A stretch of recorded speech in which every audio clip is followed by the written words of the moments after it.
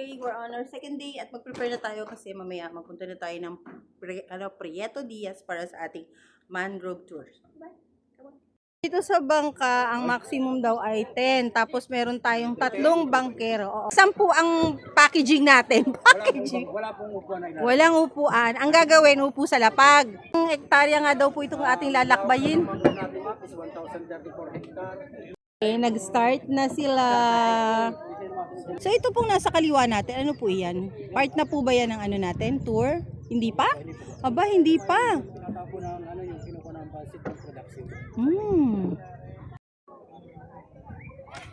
Okay, let's start. Hi!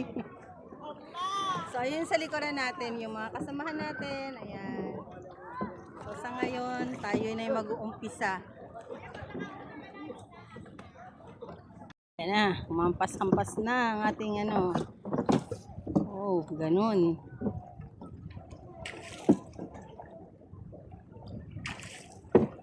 Medyo ma'am na hilo, yung tingin po sa una na ulap nyo yun po.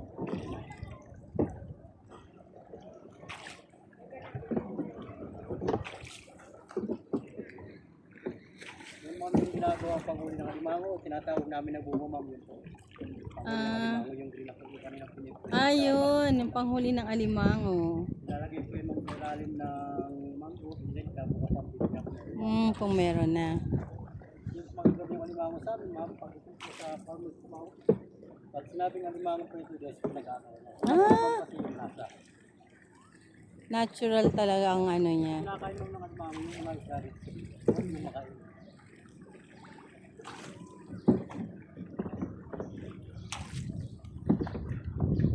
So yung ating kawayan ay sukat na sukat kung gaano po ba kalalim yung ating ano, dahil yan yung pinantutukod ninyo. Pag nasa kitip ko, medyo mababaw ko po. Yung malalim po. Pero hindi po tayo gumagamit ng demotor, no? Ay, authorized yung bangka kasi po iningatan po natin yung seaweed or yung seagrass. Ah, seaweed or seagrass. May sturdy po yung dagat. Ah, okay. Kaya po pala kung mapapansinin natin, ayan o, ang sa lalim, seaweed and seagrass. Ah, yan naman ang kinakain ng danggit na isda. Yung lalim, yun naman kinakain ng alimango natin. Kaya yung lasa ng alimango natin.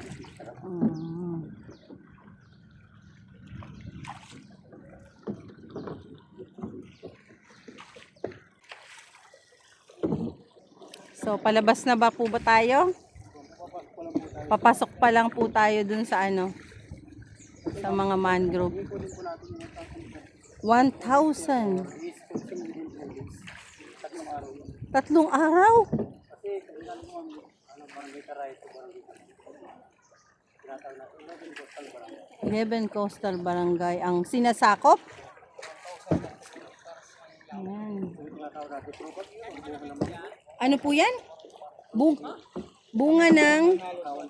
Bunga ng bakawan. Ayan, ito. Ayan, ayan. Ayan, yung mga lawit talaga. Ayan, ayan. Ayan ang bunga ng bakawan. Ilang barangay na sasakupan? Yan po, mama, 2 to 2 weeks, 3 weeks, yan po pinaka-base na may lalabas ng dalawa isang matulis, lalabas ng dalawang 2 dahon. Tapos yan naman po, habang sumatagal, may dalawa, mag-gusto dalawa, tapos padami ng padami. Padami ng padami. Tapos ito ba yung mga maliliit? Nag-umpisa na po ba yan? Yan yung mga, hindi ko na, nakalay po yung mga natawag. Kumbaga, nahuli na bunga, yung nasa-low time, pusa na pisa. Sa dumami na. So yung mga bunga na inumpisa nilang itanim, nagbunga yun, bumagsak sa lupa pag nag-low tide. So nag-uumpisa na siyang lumaki din. Dadali siya ng habos ng tubig, Saan siya abutan na lupa? magkakaugat doon siya. Oo, doon na siya. 2 to 3 weeks po ba? 2 to 3 weeks pala ang maturization ng isang mangrove. Para siya ay dumikit sa yung magkaugat. Tinatawag natin na baklat. Ayan, ang mga baklad naman po ay Sabi ko sa amin, jackals, ano pong nakukuha dyan? Alimango at saka po, sugpo? or hipon. Kasi ma'am, yung mangrove natin, sa loob po niyan, may mga piston. Ah, Mus, may taga-sorsogon.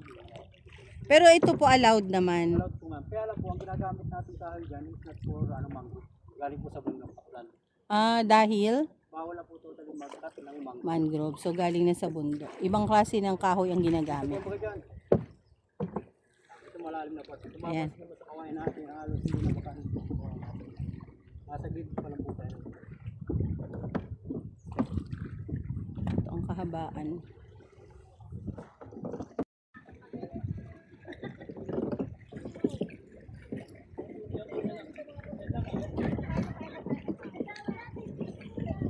May mga birds daw dito. May mga ibon. Iba-ibang species daw ang nadalaw dito.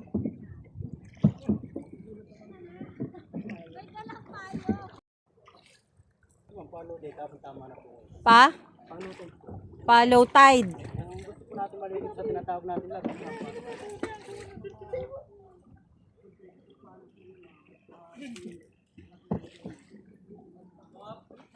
Kamay po. Oops. Galing nila, oh. Ayan, oh. Dalawahan yan. Ayan na, oh. Ayan. Yung mga daw, yung tinatawag na sinurat siya, ano ba, or local yung pagkatapos. Maliit ang dahon, ma'am. Parang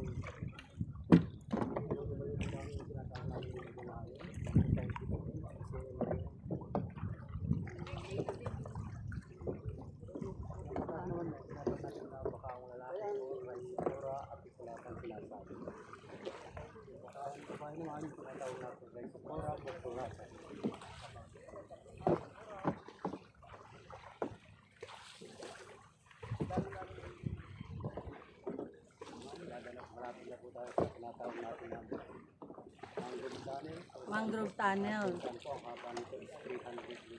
300 meters?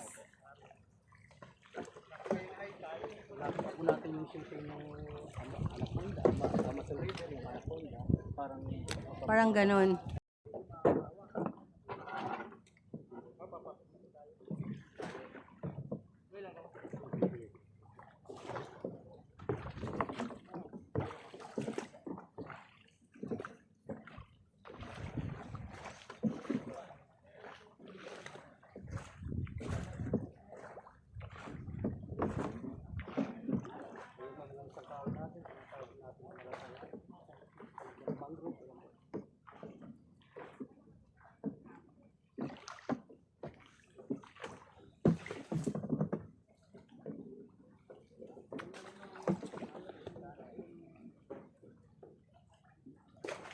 ito mga halimbawa po nakakupo natin nito.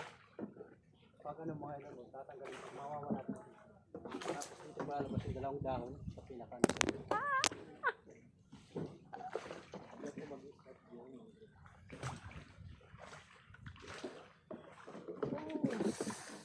Yan yung ulo po sir. Ulog, ulog.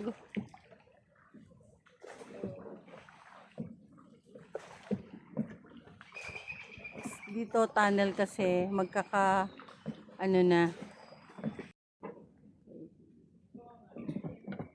tunnel na siya kasi ayan. Kasi ma'am nung una, ang papangon po is ginagamit po sa bahay. Mm. Ginagawang tinatawag sa kasal, yung parang pagbuka sa bahay. Lalo po yung mga talit. Kaya lang, pag tumamit sila dapat, gamitin agad kasi in 1 week pag hindi mo na kayang pa ng pako. Sobrang tigas po yung pako nila. Ito nyo yung mga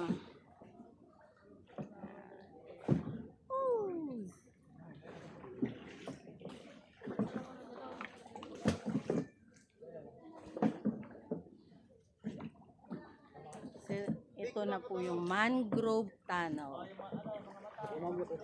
Yuko dahil talaga namang mabababa na yung mga ano dito. Kasi medyo nakayoro kasi high tide po. High tide po pala ngayon. Oops!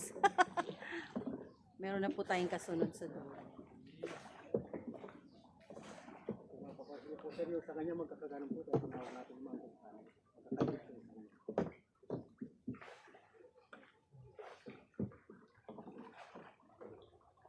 Kababa, oh. Sobrang baba. Kanina may tinatawag sa inyo baka babae. Pero mas marami.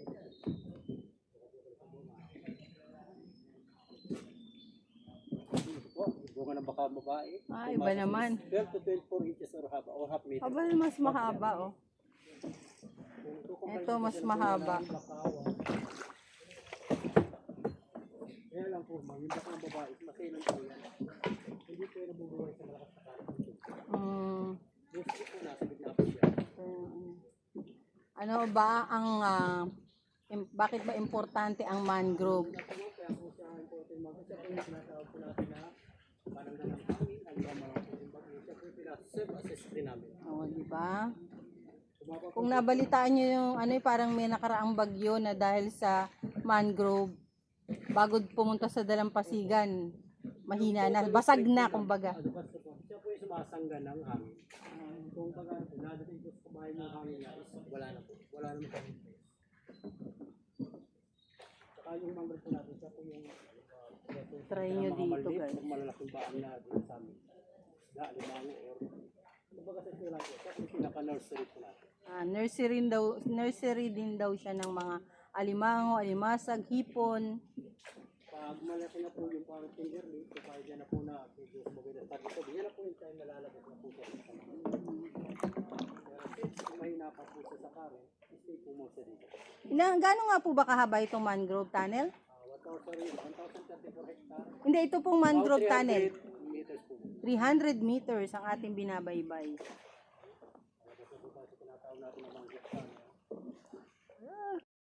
Tayo ay palabas na sa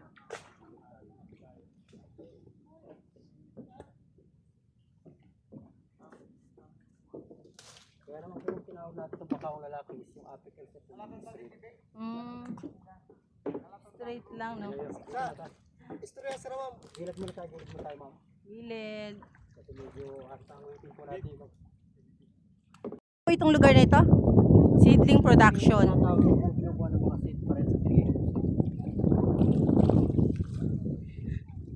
Mabadal sa natin. Pero yung mga, yung mga mangrove. Yung mga mangrove. Yung po natin yung May numbering.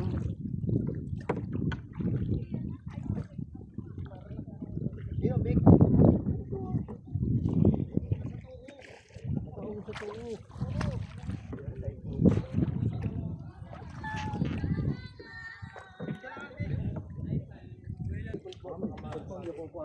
Yuko tayo.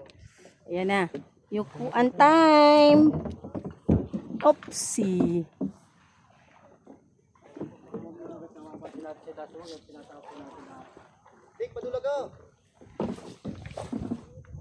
Oops. Para rin siyang tunnel kagaya kanina. Ayan.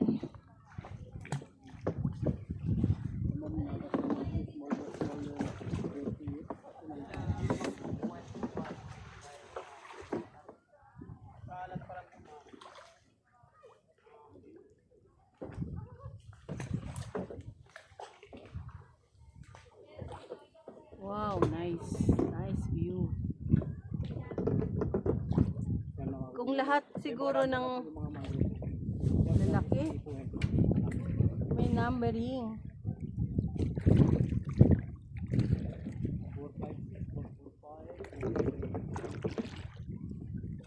Para nilalagyan ng numero para maano kung gaano nakadami.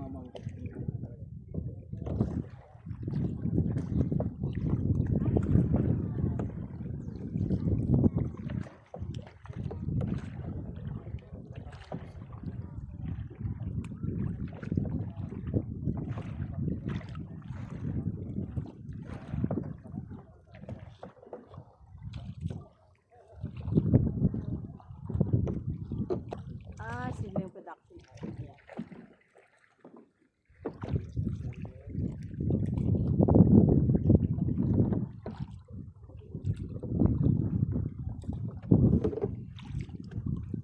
So, itong mangrove tour ay isa pa lamang sa 3 destination na inyong pupuntahan kapag kayo ay nagpunta rito sa kanilang lugar.